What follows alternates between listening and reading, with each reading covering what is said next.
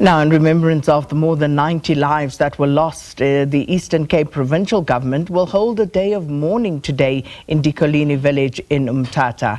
The solemn occasion is dedicated to honouring the memory of all the individuals who tragically lost their lives during the floods that wreaked havoc in the province. The day of mourning comes after officials in Mthatha recovered another body following devastating floods that struck the province last week. More than 90 people are now known to have died and hundreds others have been displaced. Search operations are ongoing for those who are still missing. The provincial government said in a statement that it recognizes the profound pain and loss that has been suffered by affected families and communities, and that it remains committed to standing with them in this difficult time.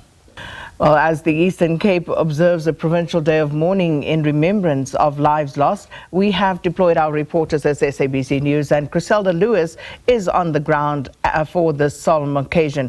Chriselda, good morning. It's been a week of heartache and devastation, and as we've just indicated, even yesterday, still bodies being recovered. So talk to us about today's occasion and what's to be expected.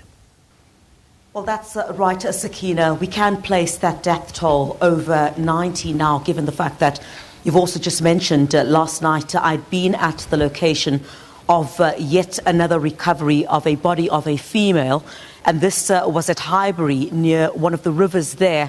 And certainly a solemn occasion and, absolute devastation for these families as they continue to count the losses, many of them with absolutely nothing left. The provincial government and other agencies as well have come on board to try and assist these hundreds of families that have been now housed, for example, in community halls and B&Bs, to try and ensure that they do have a warm place to stay. So while this day of remembrance is taking place today, Sakina, while some families say that at least they've been able to find the bodies of their loved ones through the assistance of these rescue and recovery teams, there are still some families, are still clinging on to hope.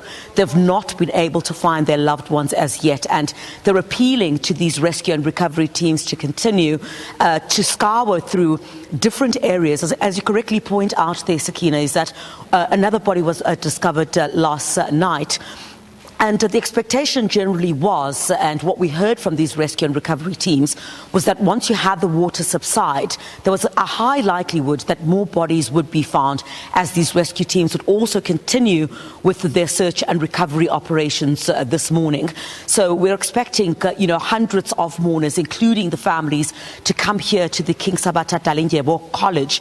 This is the campus. This is where this will be taking place here this morning. A number of dignitaries as well expected from government as they continue to look for, in particular, an area where there would be some kind of, housing for these families in order to ensure that they are able to have places to stay. Because where they're staying at the moment, Sakina, absolutely no privacy, as would be expected.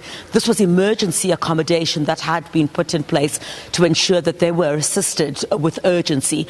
But certainly today, a day of mourning, a day of remembrance, and it's going to be incredibly hard for these families who've lost their loved ones, and also for those who still do not know where some of their family members are.